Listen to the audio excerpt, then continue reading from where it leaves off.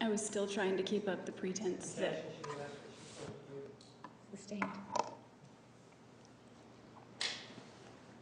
You said you feared arrest at that point. What was your plan? You talked about earlier about, was this when you decided, well, I'm either going to kill myself or I'm going to move to Monterey? No, I knew I'd get arrested or I'd end up probably killing myself. Around that time, no, I hadn't decided yet to move to Monterey, but it came like a few days later. Okay. Well, we've heard earlier about your conversation with Detective Flores that happened on June 10th.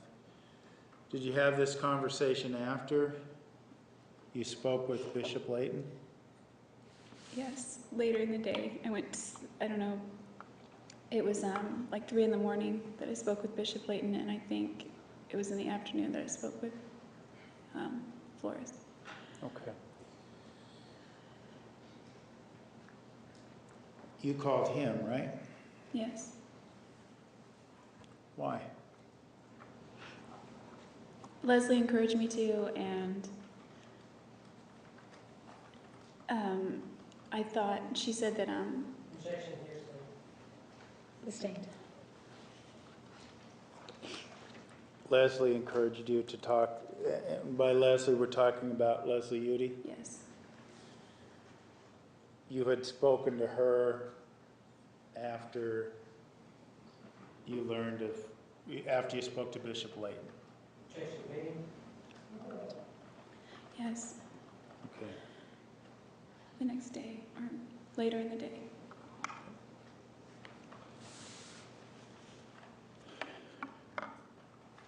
Now, when you call Detective Flores, what? Obviously, you just told us, Leslie, Miss Jodi had encouraged you to do so. But beyond that, did you have your own reasons for contacting Detective Flores? Yes. And what were those? I thought that if I didn't call him, it would look more suspicious than if I did call him. So in an effort to pretend like I was never there, I called him. Okay. Why not call him and tell him what happened? I was scared to do that. I mean, I just couldn't imagine admitting to something like that. I couldn't even imagine doing something like that.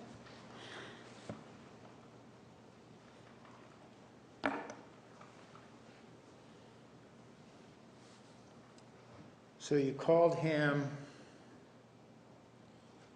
to act as if to begin putting up the facade that you had nothing to do with it. Is that what you're telling us? Yeah, I began that facade almost right away because I didn't want anyone in Utah to know either, but that's why I called him also.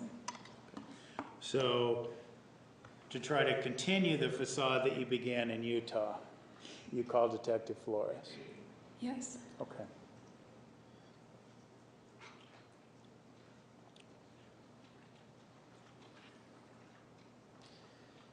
Now, we talked earlier about a gun you had purchased. We talked about suicide and about a gun you had purchased at, I believe you told us, Don's Sporting Goods, right? Right. Okay. And you said you went through a background check and everything. When was it that you purchased that gun? I think I purchased it on July 1st and took possession of it July 11th, if I remember correctly.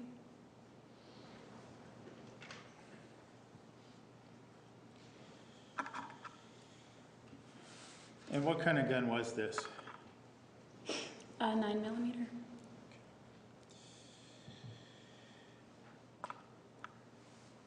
Now, there is a lot of time between June 10th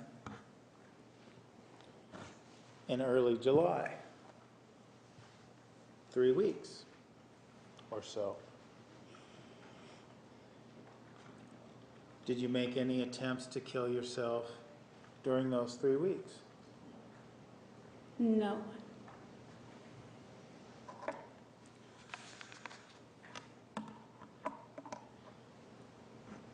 During that time period, you also made various calls to Detective Flores. Yes. Why were you continuing to do that?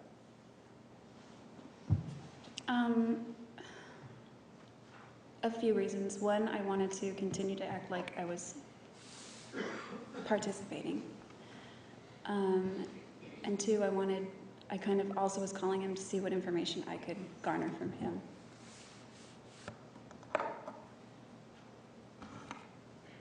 Because you wanted to get whatever sense you could of whether you're going to be arrested soon. Is that right? Rephrase this time. Would it be fair to say you were trying to see if your arrest was imminent? I knew it was imminent. I just wanted to see how much, I wanted to try to determine how much time I had.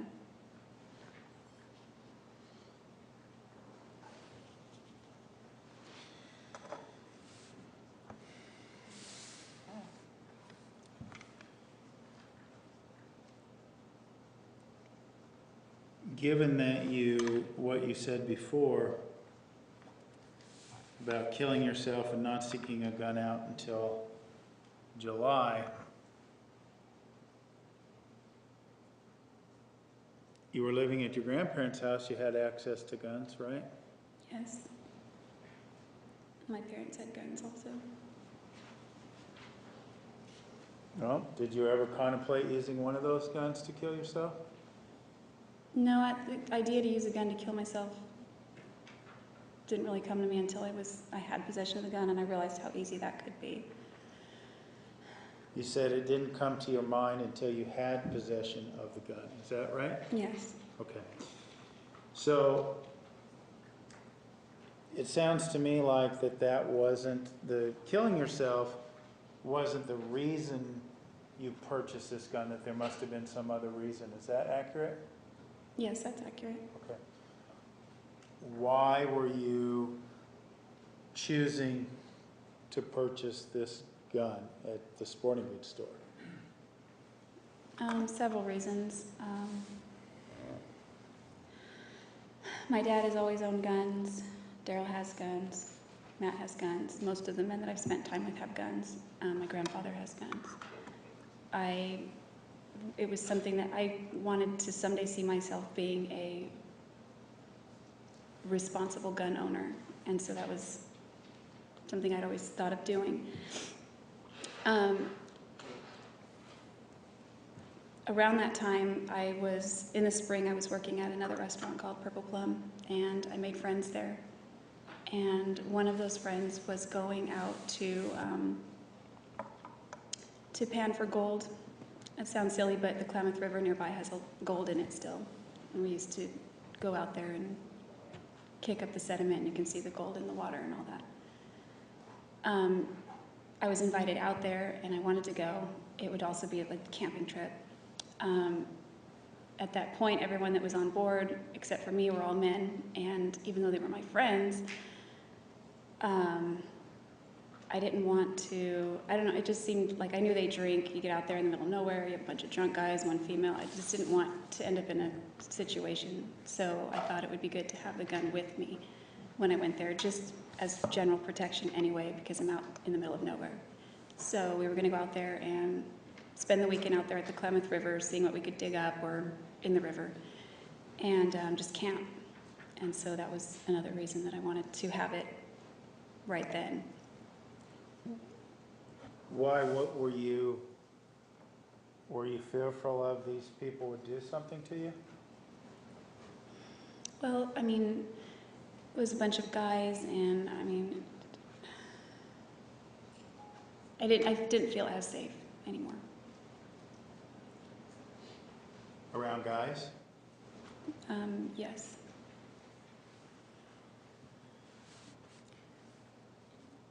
And you say anymore, you mean after June 4th? Definitely after June 4th, yes. It was kind of a progressive thing, but I didn't feel safe at all after June 4th. Now,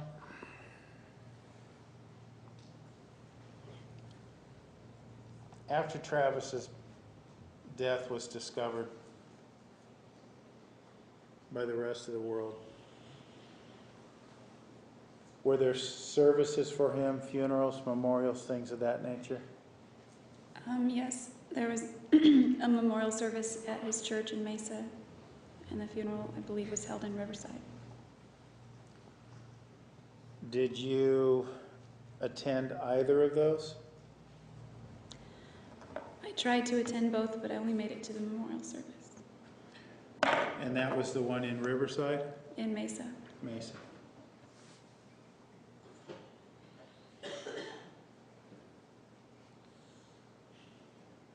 Given what had happened, why did you want to attend those services? I thought that if I didn't show up, it would look suspicious because Travis and I were close, and a lot of people knew that, and he also told me one time that Why did you feel the need? Had you made a promise to him that you would?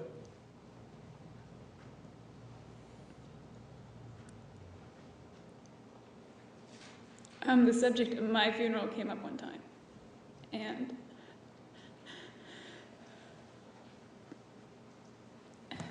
he said, "I'm sorry, keep forgetting."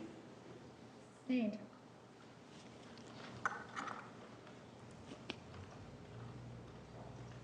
And you and Travis had an agreement that you would attend each other's funerals? Something to that effect. He was going to give a eulogy or something if I ever died. And keeping that promise or that deal still meant something to you? Yes. I'm sorry, Miss Harris, what? Yes. Why?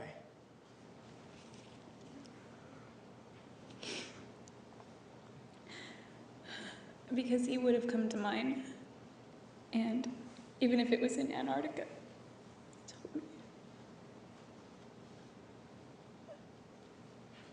But Jodi, I have to ask, he throws you down on the floor, says, "Fucking kill you, bitch," and you fear for your life. Why doesn't that kind of conduct just kind of throw that promise way out the window?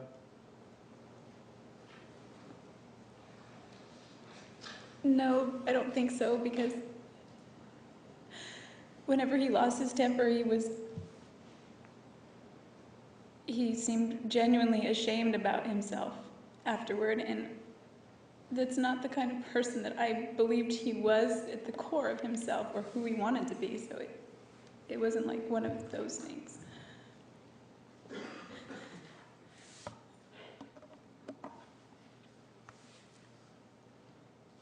So you still viewed him as a good person? Rephrase. Is that correct? That you still viewed him as a good person? I believed in him and that he wanted to be a good person, and That's actually the only question. She was asked whether or not she did view him as a good person. Answering, Judge. She's Overall, totally responding. complete your answer. I've seen very, very good sides to him, and that was the person that he wanted to be, and that's the person he wanted to embrace. And so, I mean, I've got sides that I'm not proud of, and he did too, and I just figured that's part of being human, and he had really good sides too.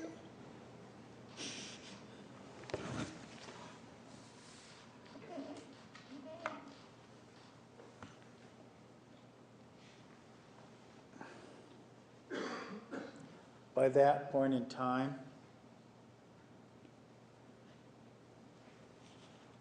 had you forgiven him for attacking you that day?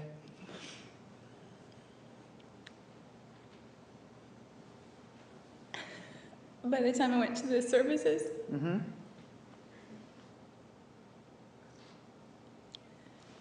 I blamed myself, so I didn't know how much there was to forgive, but I had this experience. It sounds silly, but I had this experience. Just ask if she can or not. What was your experience? I was at the Freeman's house in Gilbert after this service, and I was in the bedroom in the afternoon, just taking time out for myself, away from everybody, and I felt like he was there.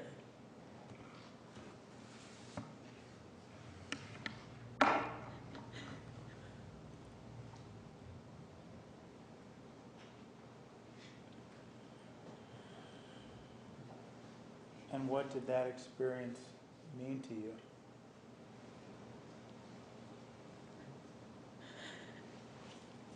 It helped me to know that he was okay and he was at a better place. And maybe that he wasn't mad anymore.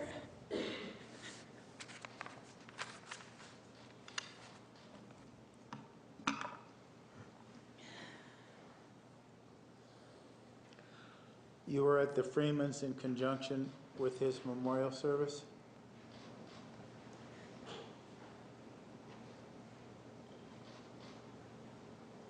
Yes.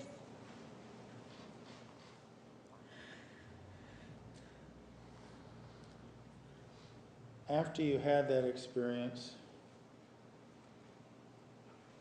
do you forgive yourself for not escaping? Objections assume facts not evidence that she was escaping. She's already testified to that, Judge, Judge. I make the objections. The way it works is I make the objections, you Counsel, decide. please approach.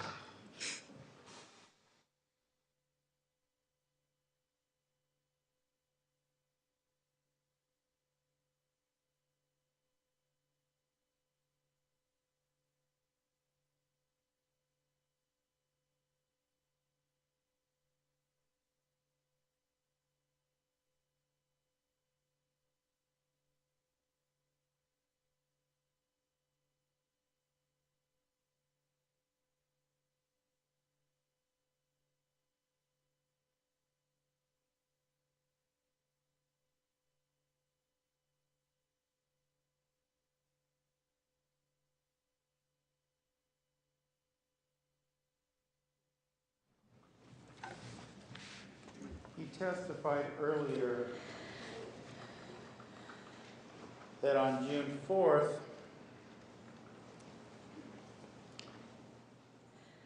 you didn't feel like you could escape because of an incident in 2007 where he caught you running down the hallway. Is that correct? Yeah, my intention was to run out of the room, and I didn't make it out. So in 2008, on June 4th, based on what you said earlier, you didn't consider that a viable option on June 4th. Is that right? Objection made. Sustained rephrase. Did you consider, at the time, did you consider escape and running away as a viable option when he was attacking you? Not through the bedroom door. I thought I could run into the closet and then run the other way and then maybe get out. It didn't work out that way. So going back to my question then.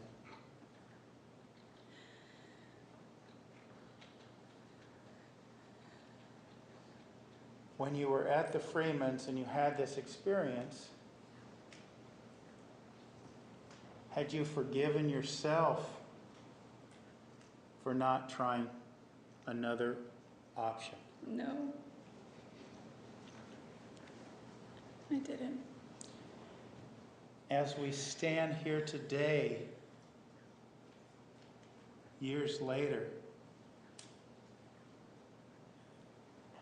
have you forgiven yourself for not trying another option?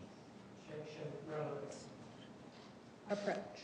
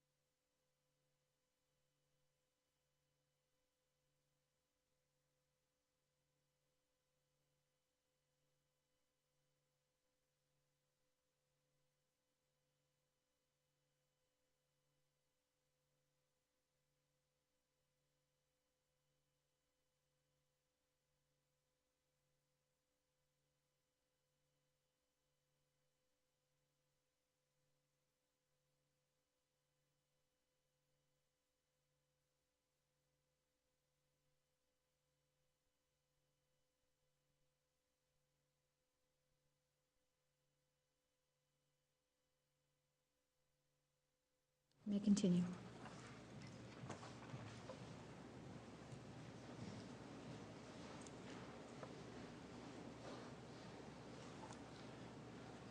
Jodi, ask my question again. As we stand here today, have you forgiven yourself for not finding another way out of the situation you found yourself in on June 4th? No, I think that if I had just left before any of that happened, I have a million regrets. I mean, I was scared of him and I reacted, but I will always regret everything about that. Do you blame yourself for not taking some other alternative measures? Yes. You did then and you do now, is that right? Objection, asked and answered. Sustained.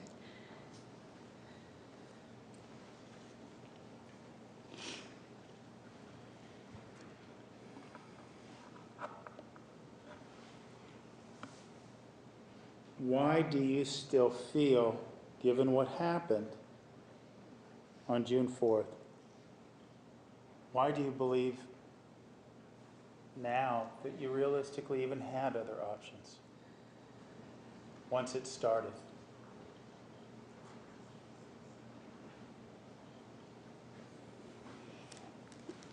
Well, maybe if I hadn't, when I grabbed the gun, I didn't mean to fire it. It just went off and that made him even more angry. He just became this volcano. And so I think that if maybe I'd handled it properly, I don't know. maybe he wouldn't have gotten as, he was already pissed off, but he was raging after that. And I think maybe if I had handled the gun properly and I meant to just point it at him, I thought it would stop him, then maybe he wouldn't have gotten as angry as he did. Maybe he wouldn't have threatened to kill me. I don't know.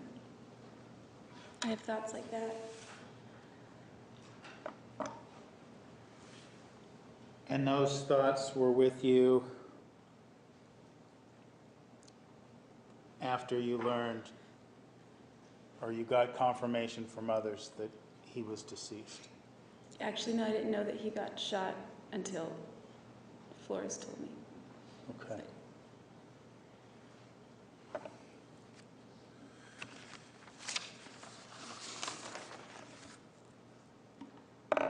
In terms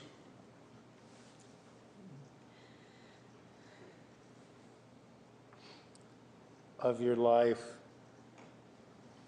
the plan you made, you said that you called Detective Flores, and I'm paraphrasing, in an effort to act like you had nothing to hide. When you were living in Wairika, were you trying to put up that same facade? Yes, I was. Trying to act as if everything was normal? Well, it depends on the time period. The first week, yeah, I tried to act like nothing had happened. And then when I talked to Bishop Layton and Dan Freeman, it felt like I had like more freedom to just let it out. At least my emotions. Because it was known now. Yes. And you say let out your emotions. Apart from that initial outburst you talked about after speaking with Bishop Layton, did you have others? Yeah, I did.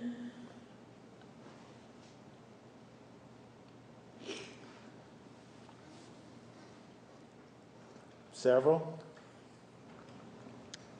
Usually every night.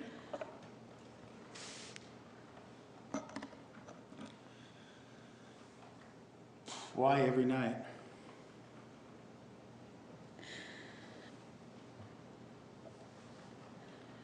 Because at night I just lay there and think about stuff. And usually that's when he would call me. And usually when he called me late at night, he was in a good mood. And I just knew that my phone wouldn't ring anymore.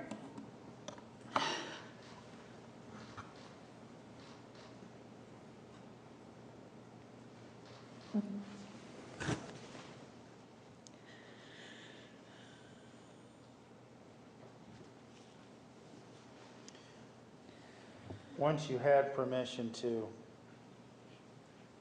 openly grieve, did you tell your family what happened? I told them that he died. I didn't tell them anything about me being there.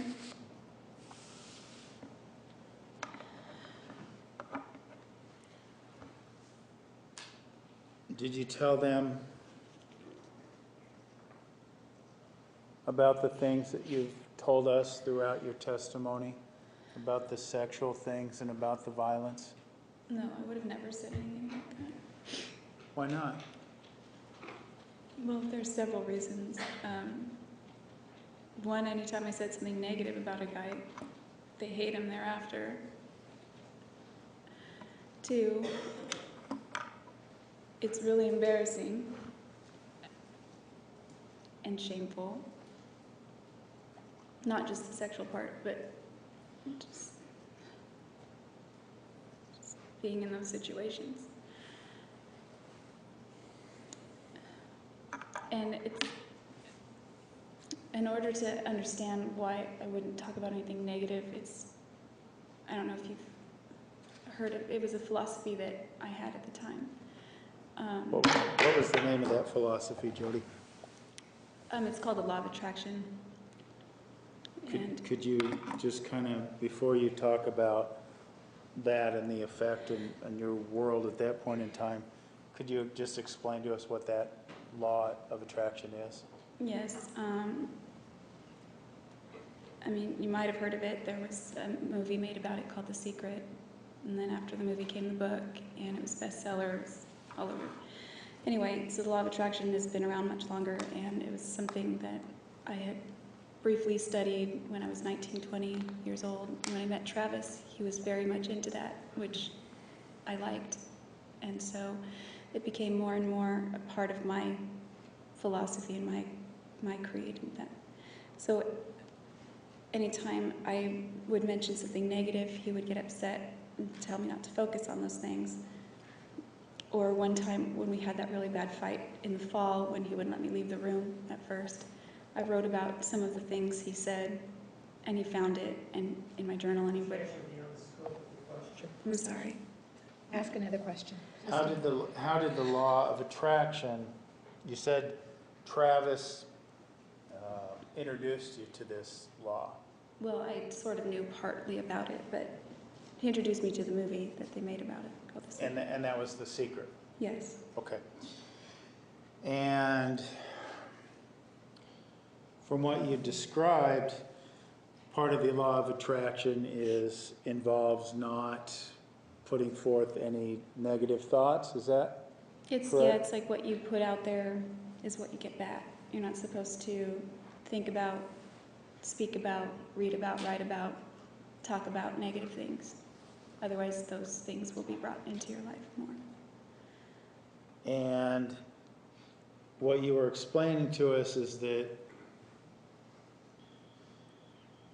Travis would assert that law as the reason for preventing you from writing negative things in your journal? Yes. Oh. Yes, that's correct. And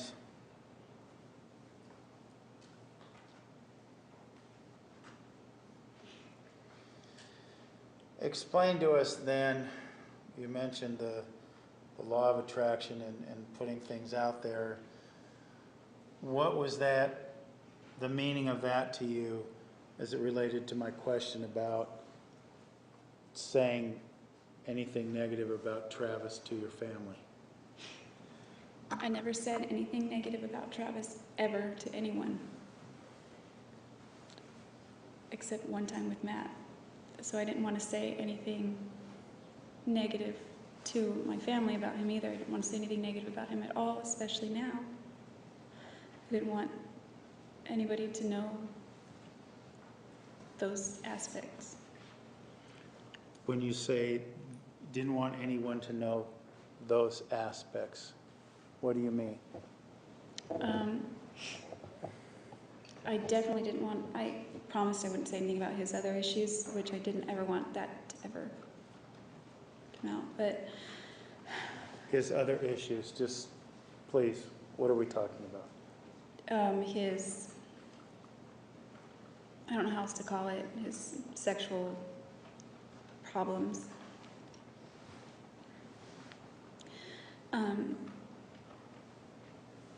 And then I definitely didn't want anyone at this point to know the level of violence that had been in our relationship, because I thought that would be construed as motive to kill him.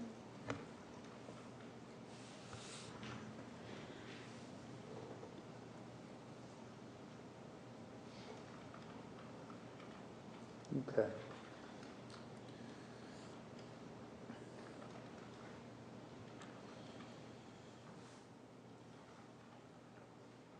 Remember the day you were arrested? Yes.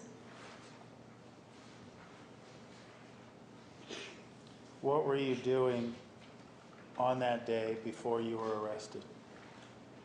The day before? No, on that day. Oh, okay. Before. Before you were arrested? I was getting ready to move some things down to Monterey. I was going to be gone for a few days. So my dad took me to the south end of town to get a car rental at that time. I didn't have my Infiniti was gone by this point, so I couldn't drive to Reading and get a cheaper car rental. So he drove me to the south end of town. I got a rental, came back, put some things in the car. I still had some things of Matt's from like 10 years prior.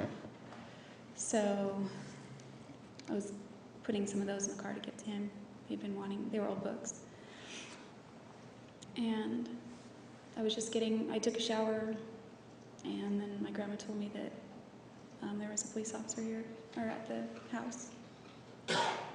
Let me ask you this, do you recall this gun you bought at the sporting goods store?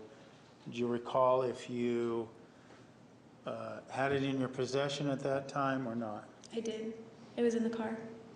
Okay.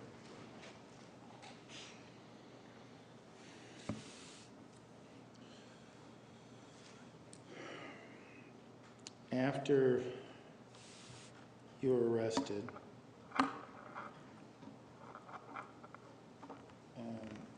we saw that. Did Detective Flores arrest you? I think Officer Potter put the handcuffs on me. I don't remember the handcuffs going on, but he was the one that came to the door. Okay. But after you were arrested, you spoke with Detective Flores that day, right? Yes.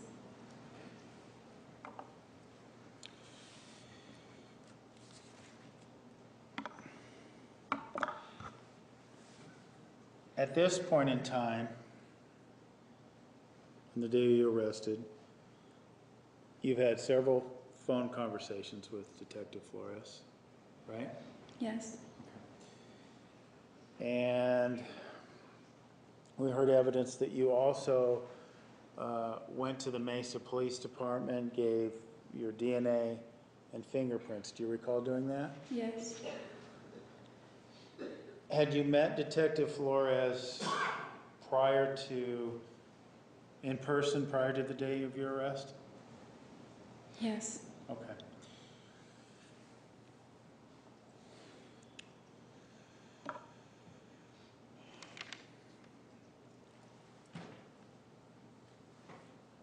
When you were arrested,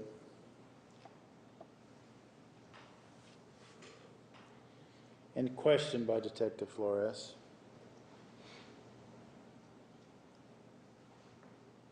and that was the interview you were still wearing. You were wearing a t-shirt and pants before you were took to the jail, is that right? Yeah, jeans and a t-shirt. Okay. Why didn't you tell him what happened on June 4th? Why did you deny being there? The main reason is because I was very ashamed of what had happened. It's not anything I ever imagined doing. It's not the kind of person that I was. It was just shameful. I didn't want anyone to know that I had anything to do with that, because it's very much not me, and it was shameful. And I was also very scared of what might happen. I didn't want my family to know that I'd done that. And I just couldn't bring myself to say that I did that. So on that day, based on what we saw on the tape, you made the choice to deny being there altogether, right? Yes.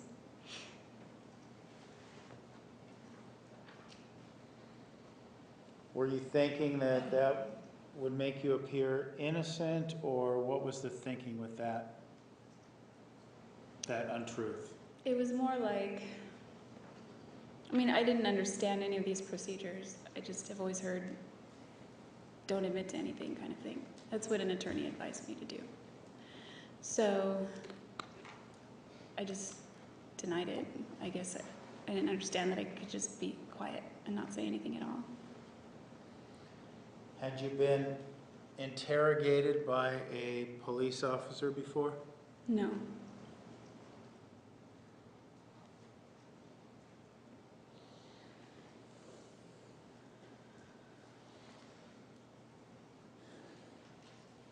You speak with Detective Flores again the next day in Wairika. You recall doing that? Yeah, first I talked to Detective Blaney and then Flores. Okay.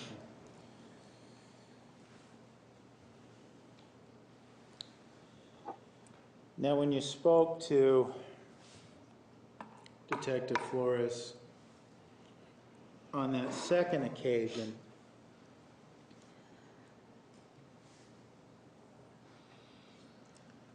you told him you were confronted, weren't you, with evidence that, in fact, you were there, Right? weren't you? Okay.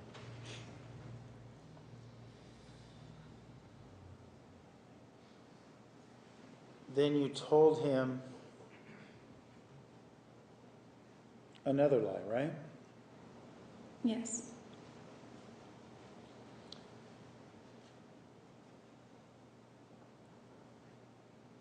What did you tell him?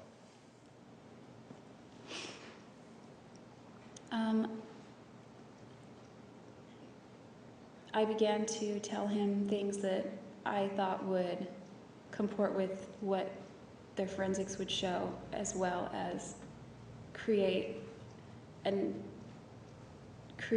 like not an excuse, but create a way for me to not have been responsible for it. So in that regard, you tell him a story about a man and woman breaking into the bathroom. Why did you come up with the story? Let's start. Why did your story include the idea that there were two intruders? There were two people there that day. I don't know. It just seemed like, and everyone was saying, oh, one person. You're saying like a foundation violence Approach.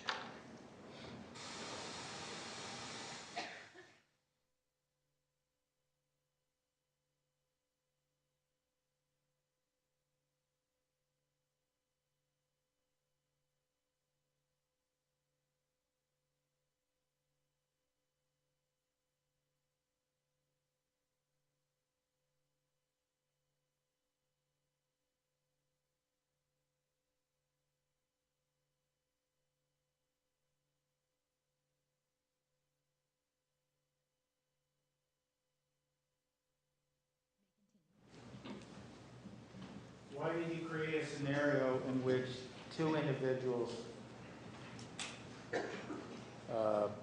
conducted this attack? Prior to my arrest,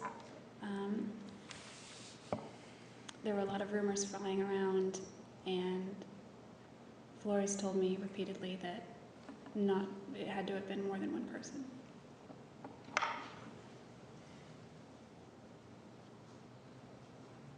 Why do you come up with any particular reason why you come up with a man and a woman for this lie? I mean, it sounds a little esoteric, but I think it could have been symbolically like Travis and I, we were the ones fighting that day. I don't really know, to be honest. Okay.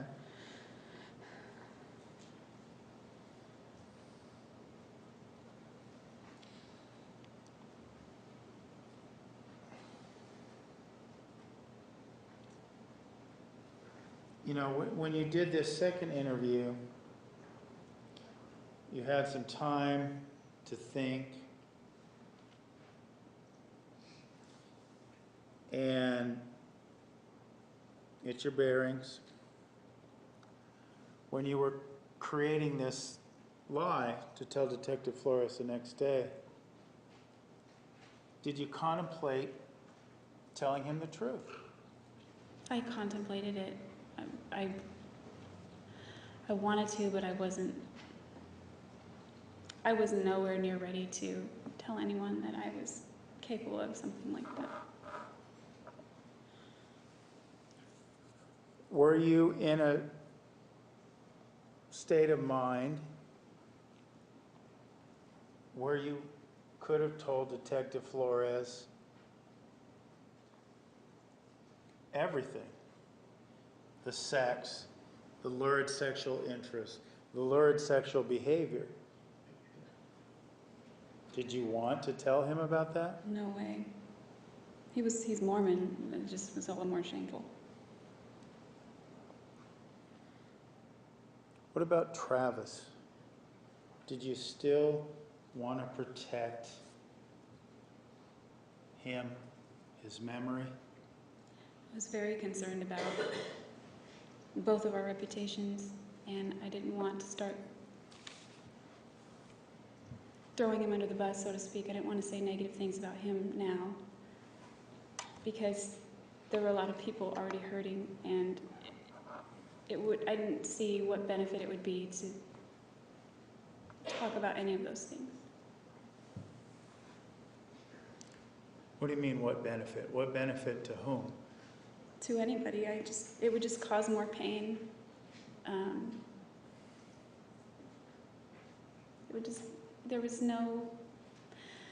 didn't see what benefit it would be to anybody to talk about these things now. I mean, this is stuff that Travis didn't want anyone to know about. These are things that I didn't want to tell anybody about. I certainly didn't want to tell Detective Flores about all the times that he was violent, because then I thought that they would think that that would be motive, and I didn't want. Travis and I considered us friends, and then when he got that way, and then we got over it, and I wanted to portray the appearance that he and I were friends, which we were when we were getting along. We were just fine, and then, like, that whole day was fine. And then it just flipped. What about the benefit to you to telling Detective Flores the reality of what happened in your relationship? I didn't see any benefit to doing that.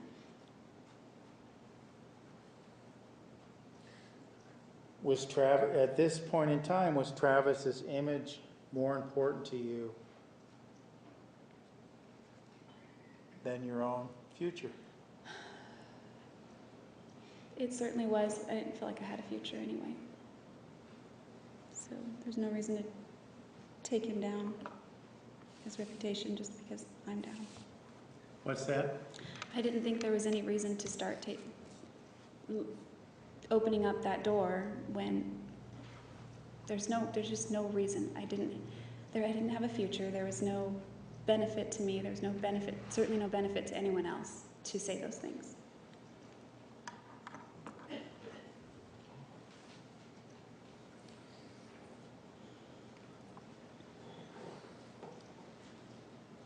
You had mentioned earlier,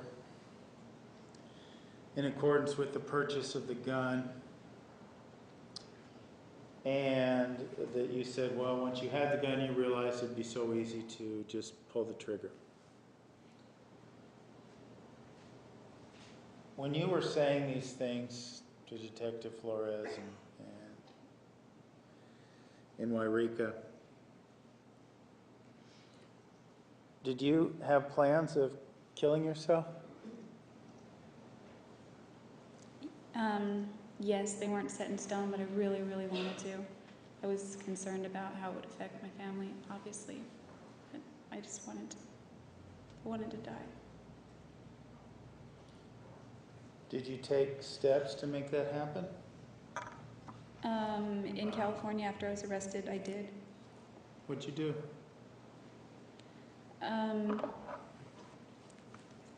At that point, I'm sorry, I thought you were talking about prior to my arrest, but I did actually decide I was going to definitely kill myself.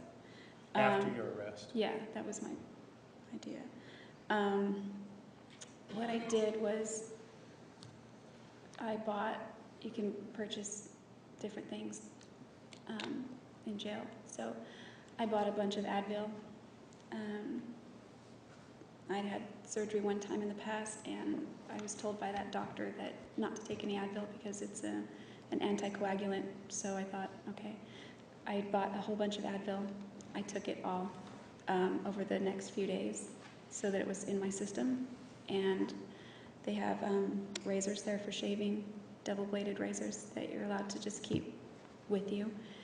And I took it apart one night with intentions of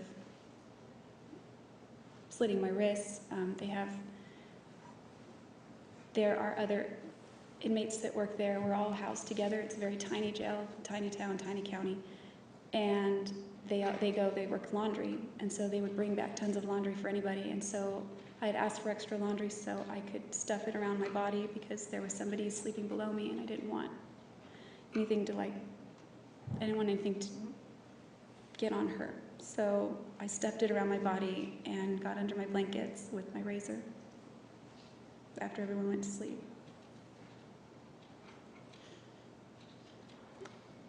I never did it, obviously. I'm still here, but I was getting comfortable, and as I was moving around, I nicked my wrist with the razor on accident. It was more like a paper cut.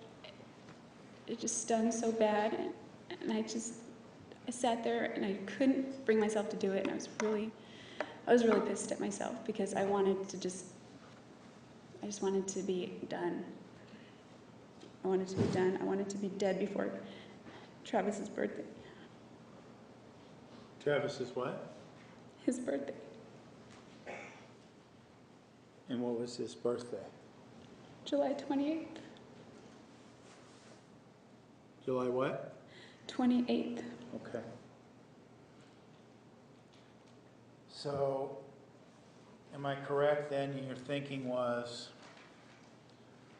you're going to tell this story, doesn't involve exposing anything, and then you're going to kill yourself, and it's all just done. Is that right? Objection as an answer being Overruled. Yes, that way I would never have to admit to it, or my family wouldn't have to know that I did that, and everyone that loved him was going to believe what they would believe regardless. So I was thinking that there's nothing I could do about that, but I was thinking more along the lines of I didn't want my mom to know, or my brothers, or my sister.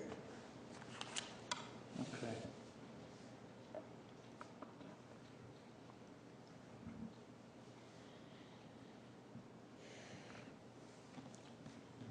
Jodi, apart from the police interviews, we've come to understand throughout this trial that you spoke with the media as well. Do you recall doing that? Yes. And without going into the details right now, do you remember, did you reach out to them? Any media outlet, or did they reach out to you? They reached out to my family. And when we're saying they reached out to your family, who was it that reached out to your family? CBS. Was there a particular person that reached out to your family that worked for CBS? Yes, his name's Jonathan Leach.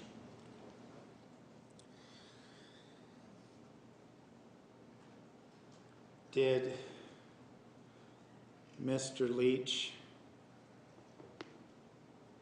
well, let me ask you this. Did Mr. Leach come visit you in jail? He did. And to your understanding, was it his purpose in coming to see you at the jail to try to get you to participate in an interview with him? Yes. Well, not with him, but with CPS. Okay.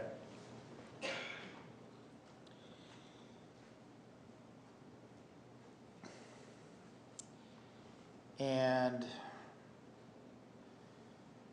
did you decide to participate in the interview? Eventually I did, yes. Why did you said eventually, did you initially decline? My first instinct was absolutely not. I got a bad feeling, and then after contemplating it for a little while, they made contact with my family the very next day after I failed to kill myself. So I thought, maybe this is a sign that I'm meant to do something like that first, and then kill myself. I saw it as an opportunity, not just to, I mean, I didn't know, I hadn't told my family about these phantom intruders. I just thought they would eventually hear about it. And so I had friends and other people asking questions, or that maybe didn't even know about my situation. I didn't want to be known or remembered as somebody that could be capable of what happened. So I wanted to present a different picture of myself. Judge, could we take a moment and approach?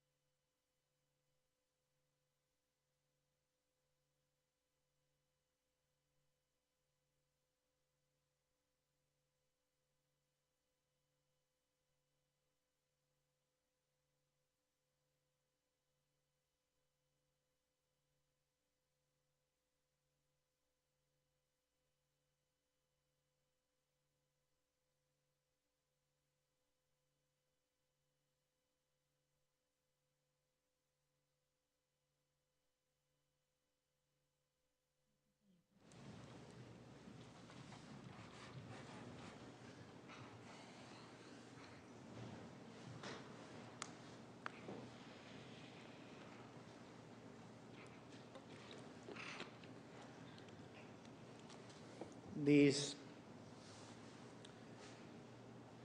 I'm trying to get, I'm hoping that you can give us a little better understanding. These media interviews you decide to do, or this initial interview you decide to do,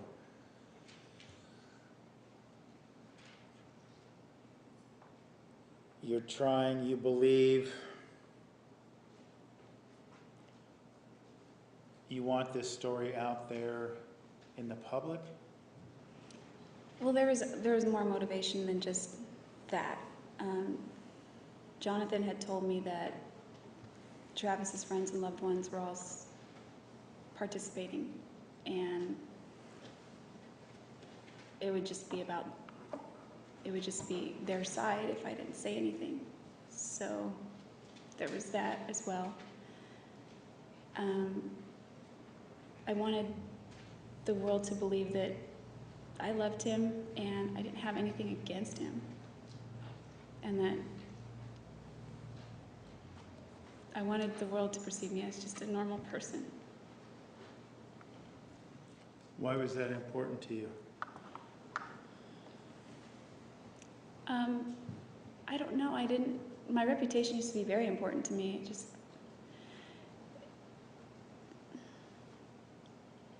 I think it had to do with a lot of the fact that I didn't feel very good about myself, and I portrayed one image to people of somebody who was responsible and mature and collected and sweet and nice, and behind the scenes I'm just falling apart, and I didn't want people to know that about me. I just wanted to get on there and just show people that I was not angry. I didn't hate him. It wasn't anything like that. And I also felt at that point that I made up this big stupid story for Flores and that I should stick with that. And I stuck with it for a long time. Okay. So after this initial contact by Mr. Leach, do you have any idea in terms of time how much later you actually interviewed with him or with CBS? It was pretty quickly after. I think it might have been in August 2008. And Now, then, this did you do more than one interview with CBS? yes, Okay. The initial interview, where did that take place? it took place at the Siskiyou County Jail. And who was interviewing you then? Jonathan Leach was.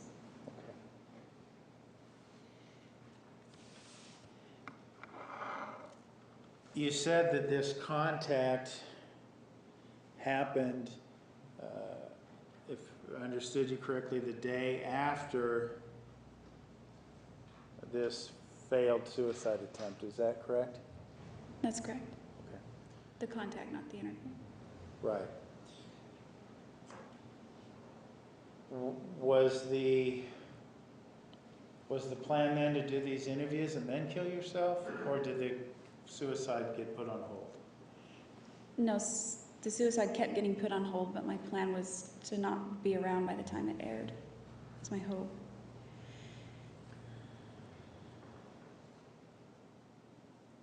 And after this initial interview, did you interview with 48 Hours again? Yes. And was that with Mr. Leach again? No. Who was that with? Her name's Maureen. I don't know how to pronounce her last name, but I could spell it. Okay. Well, why don't you spell it for us if you remember? Maher. So if you speak to, I'm going to use Miss Maurer.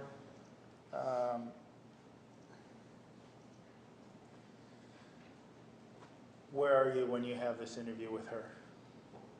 By this point, it's September 2008, and I'm here in Siskiyou County, at the jail here.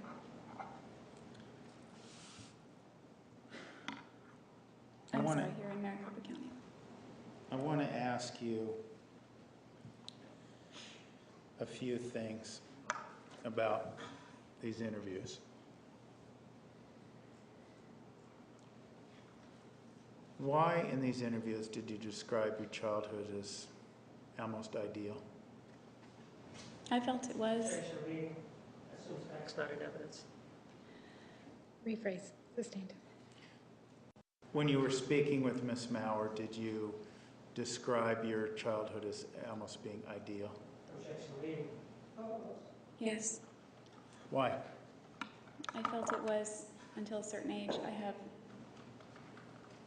I think, almost all good memories from age as early as I can remember until 7. I remember like 1 or 2 negative things. It was a great childhood up to that point. I had my brother, I had my pets. Like I said, I had places to play. I had lots of little friends at school, that kind of thing. That was part of it, right? That's- That idealness? Yeah, that was part of it. You didn't tell her the other part. Well, I didn't want to say anything. I didn't want to say anything bad about anything, about my family, about Travis, about myself. I didn't want anyone to know about other negative aspects of my upbringing. And I sugarcoated everything that I said. Everything was rosy. That's how I said it. Including your relationship with Travis? Yes. I glossed over the negative things. I mean, they got a quick mention, but I glossed over them.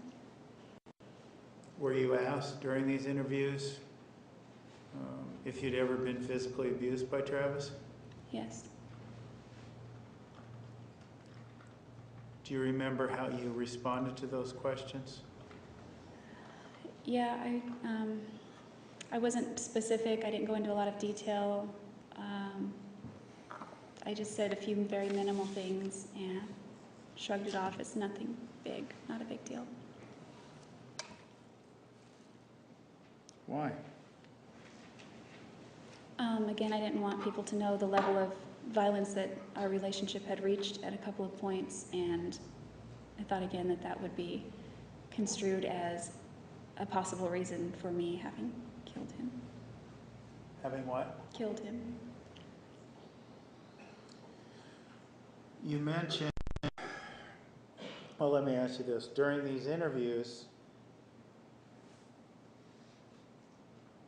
with Miss Maurer, the sexual aspect of your relationship, do you recall whether the sexual aspect of your relationship was spoken about? Yes, it was. Why was it okay at that point in time to talk about those issues with Miss Maurer? Well, I didn't go into detail with those either. Just, I knew there were some things that were already known and in evidence, and so I figured, well,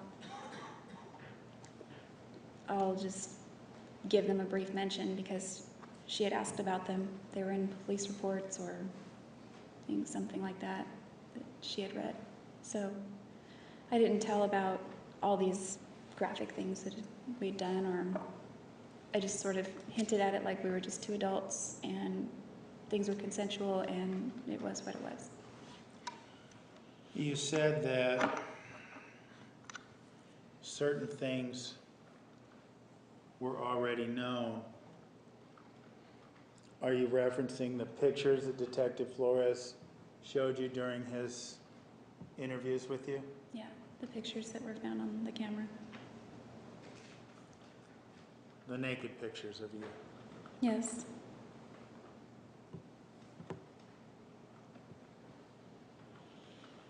During your phone calls with Detective Flores, you also admitted that there was a sexual relationship between you and Mr. Alexander, didn't you?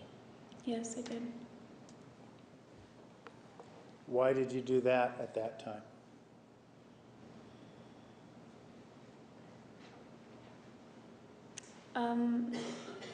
I thought that it would establish that I knew him very well, that we were close, and that,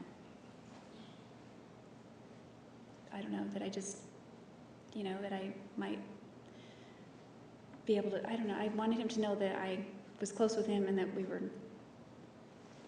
I didn't want him to know that we were like doing all this stuff, but just that there was no malice there.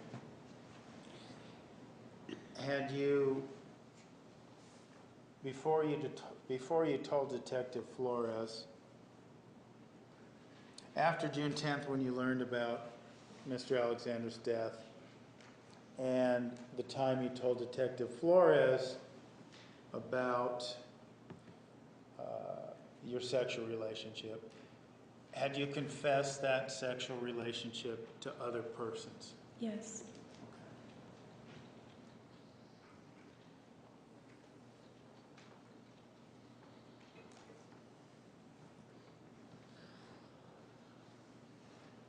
Why did you choose, the cat was somewhat out of the bag as it related to your sexual relationship. Why did you choose to minimize it during all these interviews? Well, because I didn't want to get explicit. I mean, I confessed to my bishop, and I mean, it wasn't a secret, but it wasn't widely known either. And I also didn't want, I just didn't want people to know, like, it's embarrassing, really, is why I didn't want to get into detail about it.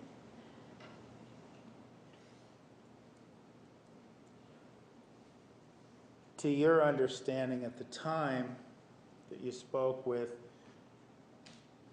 Miss Maurer,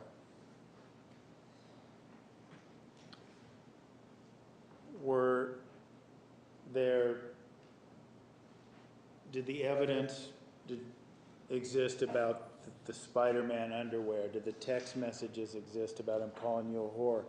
Was any of that stuff, to your knowledge, something that anyone knew about? I didn't think anyone would know about the Spider-Man underwear because it had been months since we had texted about that or talked about that. I knew that some of those mean emails were still in my account. I didn't know about his. I figured they would be found eventually. So, I mean, I didn't have any knowledge of them knowing about it at this point, but I assumed they did. Okay. Earlier in this trial, we heard the phone sex conversation you recorded with Mr. Alexander. Was that on the phone that you had in your possession while you were arrested? No. So to your belief, no one knew about that either, is that correct? That is correct, yes. Okay. I didn't know about that tape. Right. I hoped. I didn't know where my phone was. What's that? So that was my hope. Okay. Anyway.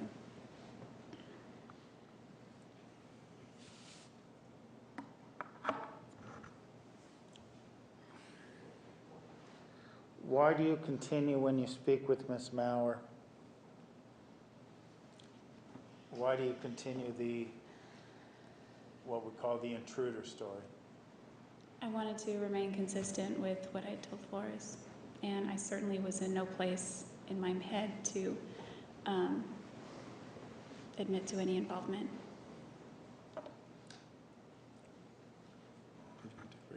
All right, ladies and gentlemen, we're going to take the afternoon recess. Please be back in the jury room at 3:20. We will start promptly at that time. Please remember the admonition. You are excused. Please stand for the jury.